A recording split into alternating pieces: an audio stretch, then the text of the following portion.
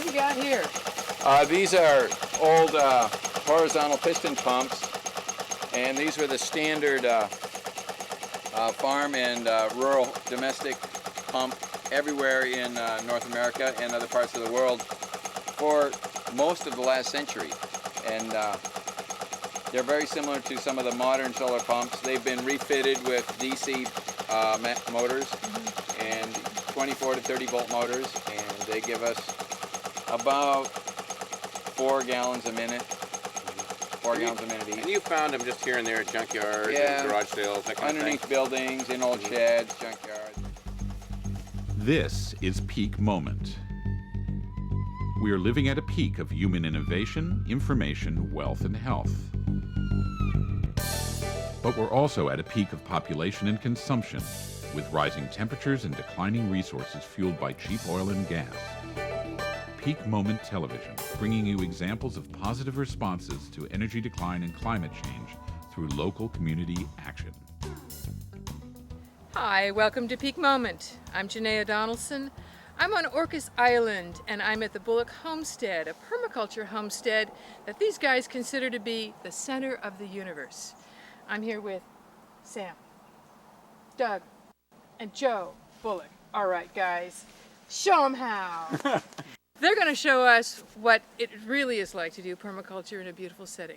Well, okay, I want to start with, how did you get started in permaculture? How did you get creating this beautiful place? That's a good question. Actually, long before we even heard the term permaculture, we started just kind of questioning what was really going on and what was expected of us as teenagers, expecting to be useful, functional members of society, and so many things didn't seem to make sense. And we knew we liked gardens because our grandfather had a garden. And we knew we liked nature, and we got along. So one thing kind of. And we knew we didn't like controlled environments like school. Yeah. Aha. So when did you get digging in the soil, or when did you come here? Well, we all had a garden together in California about, what was that? 30 years ago. 30 years ago. Okay. And it was in a very fertile place in California. There were a lot of fruit trees already there, and Yeah. we had an easy time in the garden, and life seemed simple, and it seemed like we didn't really have to work so hard in order to have some of the things we wanted. Yeah, and we all lived together in Hawaii doing similar pre-permaculture things that many people were doing around the planet. That's where we heard of permaculture. Plus, the town we grew up in, there was a lot of old fruit trees. It was a mission town in California, San Luis Obispo, where there was fruit trees that had been there for years that just would produce so much without any care. And you could get an apricot off a tree that hadn't been cared for 20 years, 30 years, 40 years, go to the supermarket and buy an apricot that tasted terrible. So we started thinking, you know, if these things are going to do it by themselves, maybe we can sort of assist these things to do that by themselves, which is one of the basic tenets of permaculture. Is it you're just assisting nature in doing what she already does? What do you mean? Using nature as a model and creating gardening with her as a model. So I want you to give us examples of that at work, where you have it here. But before we do, what are we looking at right here in this beautiful place behind you? Why are we here? Go ahead. Go ahead. Well, we're here on Orcas Island because there's a spectacular microclimate. You know, there's a very diverse piece of land, and we've got a microclimate in the rain shadow of the Olympic Mountains. And so we've got a great climate for growing fruit, gardens. San Juan Islands are why Washington State became famous for fruit, really. And it's still a good climate for fruit, even though economics have changed. We can grow a huge range of plants here. We're never bored, plenty to eat, and so we just, work on it. Great. Yeah, the San Juan Islands are famous for fruit. They're drier, and there's also a lot of limestone in the soil. And also access to water in the old days, of course, before there was roads. It made it easy to get your product to market. So we found this land, was it 27, 28 years ago? About 27, I think. Yeah, and it had formerly been a vegetable farm out this direction in the marsh, and there was no commercial fruit growing here. But it had lots of water, and had lots of sun, and those were and some good soil. Those are factors that we considered seriously when we were looking for land. So we're here at the edge of a marsh. What was this, and what are you doing with it? Well, about 13,000 years ago, this was a lake when the glaciers receded, and then it slowly filled in, And as the glaciers filled, as the organic matter filled in, it became a marsh. And I think around the turn of the century, the marsh was drained and farmed because they realized they could just lower the water level And have land. and have arable land that they didn't need to irrigate. So what they grow in the... Vegetables, potatoes, rhubarb. They didn't have irrigation technology in those days, so the ability to move water from one place to another really didn't exist. And these are the most friable, probably fertile soils that intensive cultivation, such as vegetables and potatoes, require. Okay. And island soils are not typically the richest soils. Right. These would be the best. So there aren't potatoes out there now. Then what happened? Oh, that's a good question. Well, I think what happened was electricity became very cheap in eastern Washington, and transportation became better, and big commercial farms, big ag farms, or even small-scale ag farms became profitable because they could irrigate the desert. Right. And then the Depression too. I think it was in around the mid to late 40s that farmers here decided that they really couldn't grow crops as easily as they could. Profitably, anyway. Yeah, with all the... Yeah, and also what also happened was the marsh slowly dropped just from tillage. The soil level. This got Right. compost pile sinks Okay. in time. This Okay. organic material was exposed to oxygen. And they fertilized, the nutrients. nitrogen broke down the organic matter, and it slowly sunk, and so each year the water was a little higher. Yeah. But actually the soil was lower. And they tried to drain it more, but the neighbors wouldn't let them, so they stopped farming at some point. Okay. And when we came here, that was an interesting question. Some people thought, oh, isn't it a shame? Wouldn't it be nice if it was farmland again? And we thought, well, we kind of like water. So actually we wanted to have more water in here. And so we did everything we could to maintain as high a water level as possible, even though it meant less arable land. We have a little strip here where we're standing of really prime soil. And right up there, it turns into some really poor, porous, dry, gritty, Infertile. infertile soil. Show me. An example? Sure, let's we go could up and see. So here we are at this edge just above the marsh where you say there's really, really good soil. Right. Yeah? Let's see. Oh, this. You want to see some of this? Yeah. Really? Yeah. Take a I'll look just at. stick my hands down into it.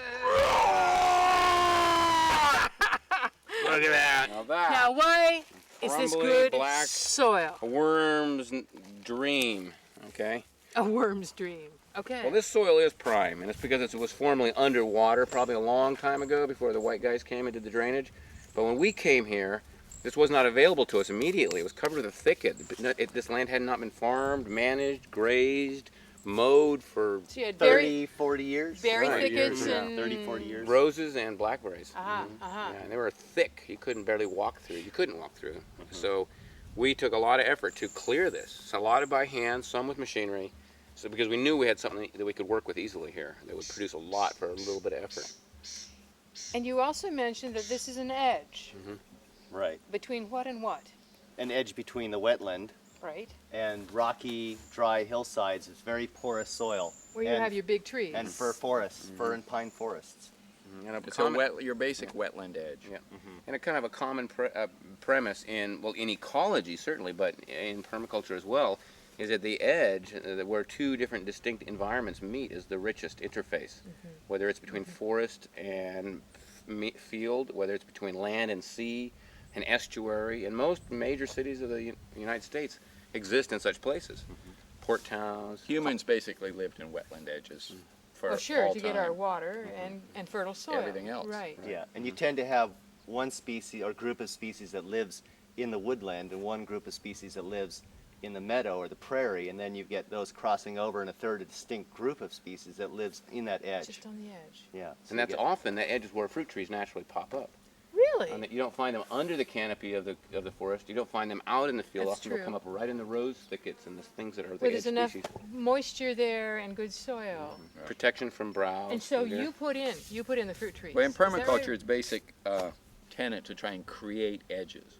Because human habitation do best and species, more diversity, more niches, ecological niches in the edge. So as many edges as we can create means that life is better. But that is totally different from what we see in industrial agriculture, right? Where you got all the same thing for miles and miles? No, nobody's saying that's a good thing. Okay. Your I mean, I would imagine your productivity is way beyond that kind. If you really started to analyze every level of productivity, And absolutely. inputs and outputs. Yeah. It's probably, a difficult thing to actually Sure. monitor when you get that many species happening at one time. And also just a benefit to the local ecology and you know, the flora and fauna of this area. We're not wiping out, you know, every species so we can grow iceberg lettuce. Right. I Right? mean, It's a home for Even though our diet is primarily iceberg lettuce, we try not to grow just Thousand Island dressing, we gotta buy it, admittedly. is that the new name? Orcas Thousand Island dressing, right? But Well, a lot yeah. of things we've done have actually benefited the wildlife around us. I mean, there's all the diversity in the edge, the sizes, the fruits that we plant. I mean, birds are in paradise here. Well, there They really are. wasn't water here when we came, and those islands certainly didn't exist. Aha. So that islands are an excellent place for habitat for birds and otters. And a nice edge. More edges like you've made. So, Yeah. it's just a matter of how we, at this time in this landscape, can maybe tweak it a little bit to make it slightly more productive, slightly less maintenance. Not a whole lot of huge changes at this stage we can really or intend to do. Okay, great. Well, I noticed as we walk through here that you've got plants of all kinds of varieties. So talk to me about the diversity of what I'm seeing here. Well, increasing a biodiversity or genetic biological resources is one of the basic premises in any kind of permaculture design and planning. And it's not just because it's good and healthy to eat a huge variety of things. It is, but it's also with diversity, there's resilience. We never know. Sometimes people say to us, well, why do you have these things that are kind of subtropical? What happens when we get that super cold year? Well, that's when those apples that were developed in Saskatchewan or the gooseberries that were developed in Finland might just come into their own. So it's not simply a question of us trying to push the limit with growing things that are maybe a little bit subtropical here and there, with some hardy citrus or things like loquats, hardy bananas, pomegranates. You've got those kind of things here. Well, we mess around with them. They're not all productive, Uh-huh. and that could just be a cultural thing, or it could be climatic. We might need some more heat, but just the idea they're here. I mean, we talk about what would happen if we run out of oil, we run out of this, what out of that. One thing that could really limit us in the future is the inability to obtain plant material from some other part of the world that might be really valuable. That one element could make a difference in maybe not survival and not survival, but in living well or just kind of getting along. And certainly with impending climate change, we never know which direction it's really going to go, right? That's It's just true. all theories, and it might be really handy to have a whole lot of loquats around here.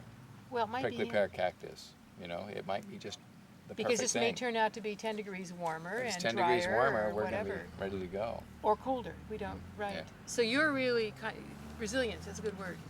Give yourself some flexibility. Yeah. And we're not and we're not exclusive. I don't like to see any organism really vilified. You know, it's like even plants that are considered invasives in some ways, they do have their place to play in the overall picture, as mosquitoes do, for example. Simply saying eradication, and that sounds way too much like genocide. I think there's levels of management, and there's tolerable population levels, and those are things we have to strive for. But the absolute elimination of any group of individuals seems absolutely blasphemy to me. So what do you do with those exotics, with those invasive species? I mean, what kind do you have here, and what do you do about them? We have reed canary grass here, which is all along this wetland edge, and it really chokes out a lot of native species. As a big running, vigorous grass will get 7 feet tall around here, grow a good foot a week, and we try and shade that out. You know? Chop it, Chop shade it. shade it out, mulch it out, and then we can get other plants established in the shady conditions. But it's a tough one. It's what the people who do riparian rehabilitation say it's one of the toughest ones they have to deal with. But it's got a good side. You talk to farmers, and it was introduced because it's really high in protein, and they could mow a field and have a very high protein fodder late in the summer when all the other pasture was dried up. Uh-huh. So So it has its place. Yeah, and it's great. We buy hay of this stuff from farmers, and we use it as mulch. You know, so it's like, well, we don't want it here, but if you had a field of it, that's okay. I really hear you're working with levels in elevation, right? Yep. Shade and so on. And you're working with levels horizontally, the edges, Right. And I also hear you're working with a particular, sun and shade and soil qualities from Soil each types. spot. We've got maybe 8 distinct soil types here on Really? this land. So Really? all different rootstocks and different species.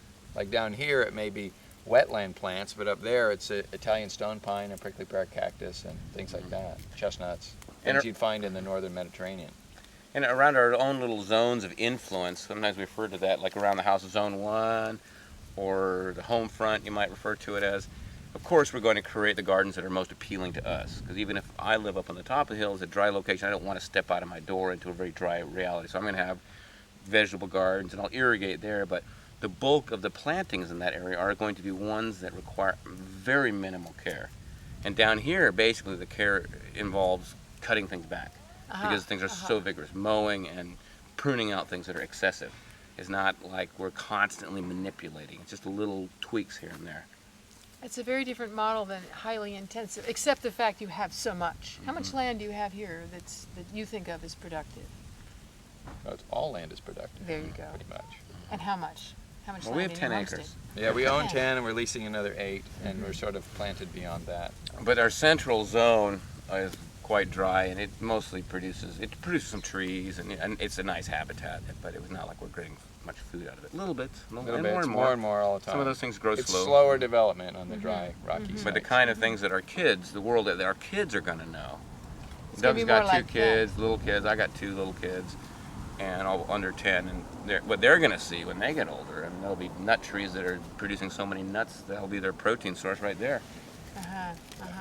So you really are thinking the long term. Absolutely. That must be a permaculture. Well, You one- know. Well, it's a whole 7th You. generation concept, right? We want to think about how it's looking. And people come over and say, oh, it looks so great. And we say, oh, yeah, 30 or 40 years more. And they think we're joking. But really, a lot of our trees, we're thinking in terms of 400-year rotations and stuff like that. And Big walnuts and oaks and chestnuts, they live a long time. Yes, yes. And when we came here, we didn't have kids. Sam had a daughter and a stepson at the time, but we thought, God, this would be a great place. I was thinking, if I was a boy, what a great place this would be, on the edge of a marsh fun. with salt water, Yeah, sailing, yeah. and forests all around. So now we got kids, and they're totally appreciating all that. I mean, they know where every fruit tree is and every berry bush, and they eat all that stuff. They know how to navigate this marsh and climb over those reeds. And they're half wild. And they're unbiased. A lot of times you'll give some unusual fruit to an adult, and they go, "Oh, that's nice. Would you like another?" No. You give the kids, it's like, "Yeah, these are good," and they just keep eating them. So they're not coming at it from a necessarily cultural perspective. They're just coming at it from the concept of, does it taste good? Yes, it does. Well, eat some more then. What a great place to grow up. Yeah, so far so good. The tentacles of the everyday modern American reality are kind of slow to Yeah. strangle us here. So, appropriate technology, right? We got solar panels for what? These solar panels are for a direct pumping system, for water pumping for agriculture. There's no batteries in the system. This water here is a fresh water that exits the marsh that we looked at earlier. It goes down a creek through a couple of ponds, winds up here. From here, it's only a couple hundred yards until it hits the salt water in the sound. So it loses its effectiveness as fresh water on the planet. Right.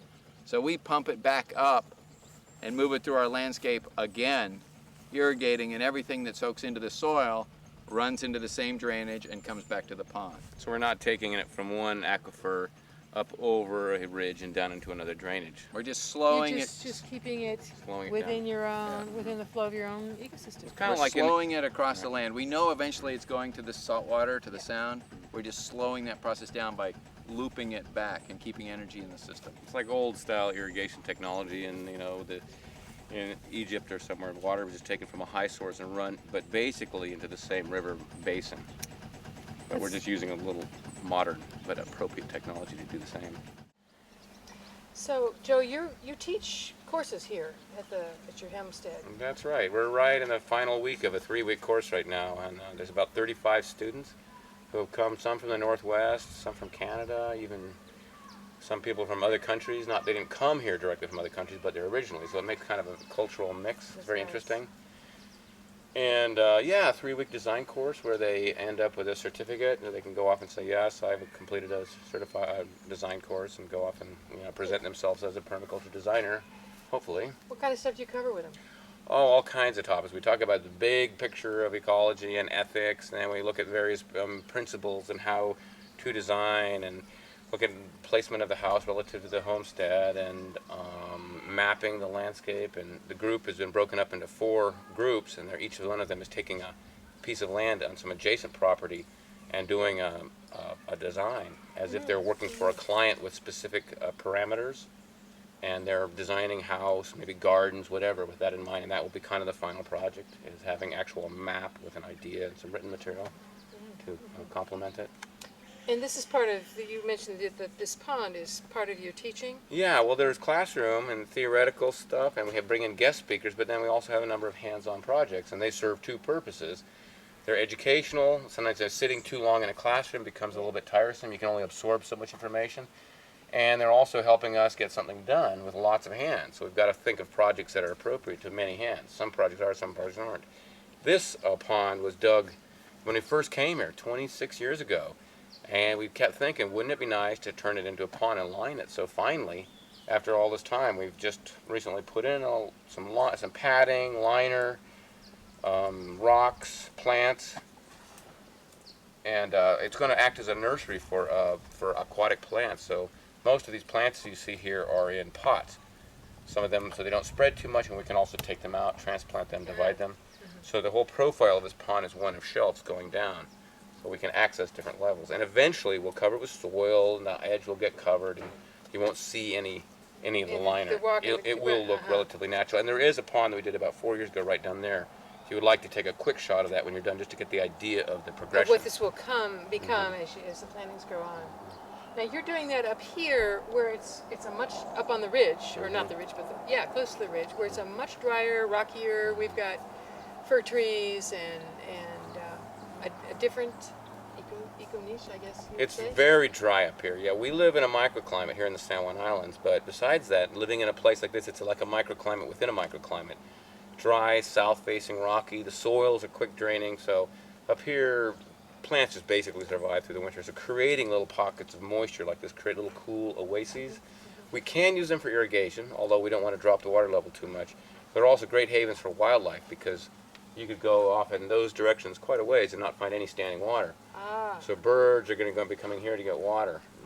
It's kind of a natural And thing. what is feeding this? Where's your Well, water this source? water is coming up from the marsh. Okay. And the solar pumping that you just saw in the last, or in a previous shot, was Bringing the that water will be coming to here as we Okay. improve our pumping technology. So eventually, we'll have a system that will pump water from the bottom to the top any way the sun's shining, and that's a lift of about 100 feet.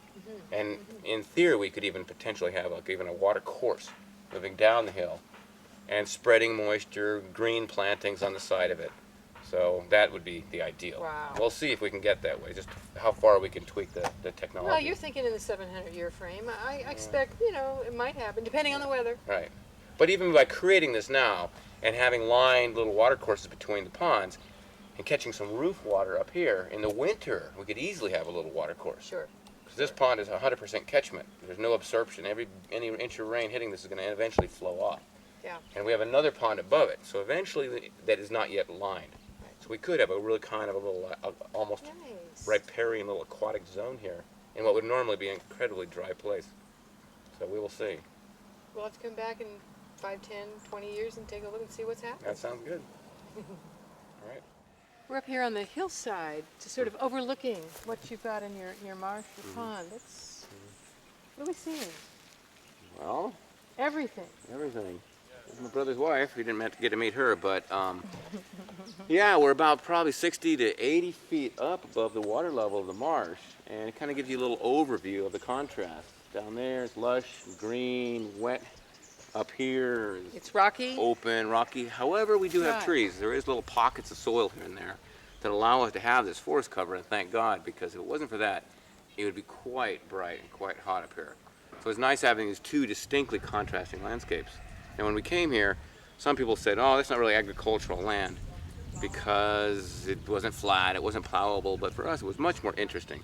Many more options, and sometimes I think it's important to break our concept of what is agricultural land in order to move ahead. A lot of people who are doing homesteading here and there aren't on prime, Class A, bottomland soils. And one thing too that should be considered in a climate like this, which can be cool, being up on the rocks, you actually get a lot more heat accumulation.